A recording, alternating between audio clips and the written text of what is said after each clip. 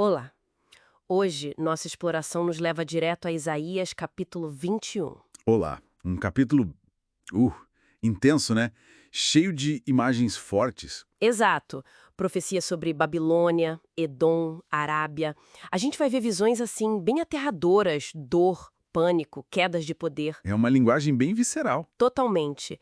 Vamos tentar desempacotar isso. O que será que essas visões antigas revelam sobre poder, sobre julgamento, sobre a condição humana mesmo? Boa pergunta. Vamos lá. Começa com Babilônia, né?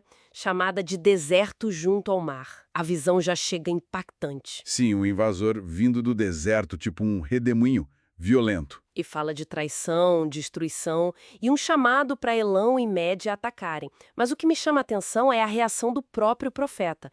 É muito física. É impressionante, né? Ele descreve o corpo torcendo de dor, pontadas como as de um parto. Diz que o coração vacila, o pavor toma conta, o crepúsculo que ele desejava virou horror. É forte. Mostra o peso da mensagem, né?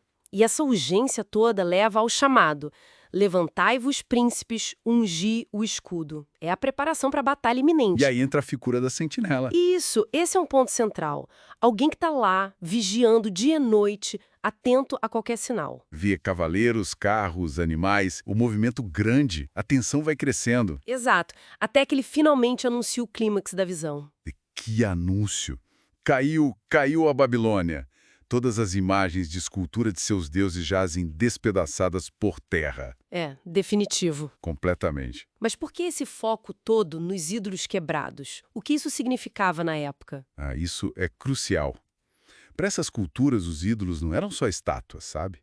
Eles representavam o poder dos deuses, a proteção da nação. Entendi. Então, ver esses ídolos quebrados no chão era a demonstração visual mais forte possível da derrota total. Era dizer, nem os deuses deles puderam salvá-los. Era o fim da linha para o poder babilônico. Faz todo sentido.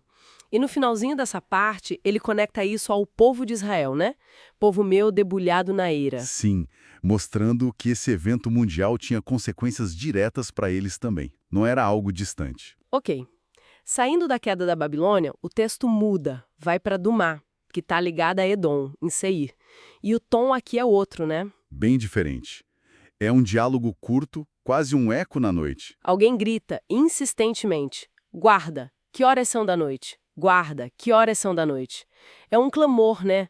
Por orientação, por saber quanto tempo falta para essa escuridão acabar. Exatamente. Uma busca por clareza no meio da dificuldade. E o fascinante é a resposta da sentinela. Qual é a resposta? Vem amanhã e também à noite. Nossa, que enigmático. Não ajuda muito, né? Pois é, não oferece a clareza que a pessoa buscava. Pode ser, sei lá, um alívio temporário amanhã, mas que logo vem outra dificuldade à noite. Ou um ciclo que não acaba. Ou talvez a resposta dependa de quem pergunta, né? Pode ser. A ambiguidade é muito forte. E o convite final, se quereis perguntar, perguntai, voltai e vinde. Deixa a porta aberta, mas sem dar uma resposta concreta.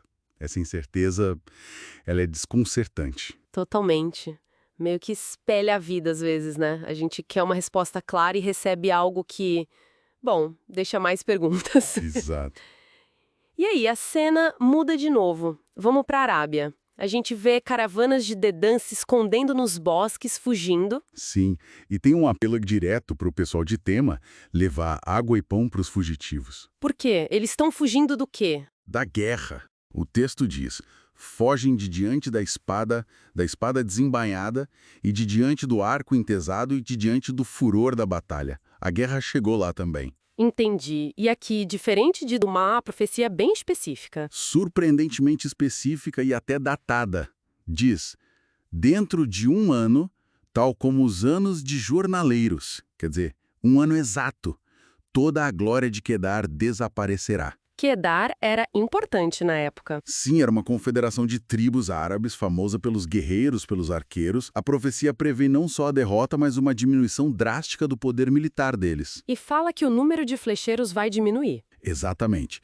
O restante do número dos flecheiros, os valentes dos filhos de Quedar, será diminuído. E a precisão do tempo, dentro de um ano, é bem marcante. E para não deixar dúvida, termina com: porque assim o disse o Senhor, Deus de Israel. Uau!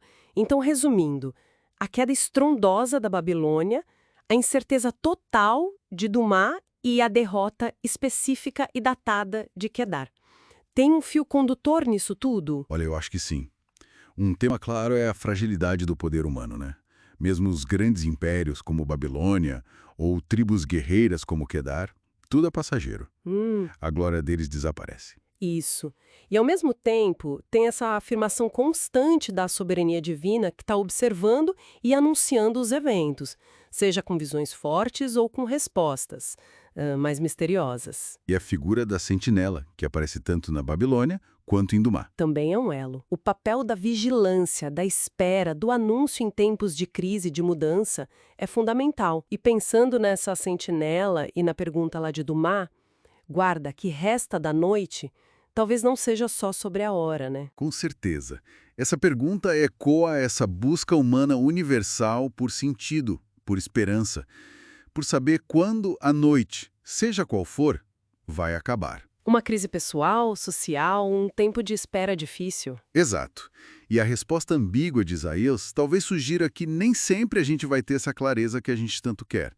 Mas a vigilância, a busca, o ato de perguntar, isso continua sendo essencial. Interessante. Fica essa reflexão, então, né? Nas nossas próprias noites de incerteza, como a gente lida com essa falta de respostas claras. O que significa continuar perguntando que resta da noite? Algo para a gente pensar. Exatamente. Uma pergunta que atravessa os séculos. Bom, por hoje é isso. Até a próxima exploração.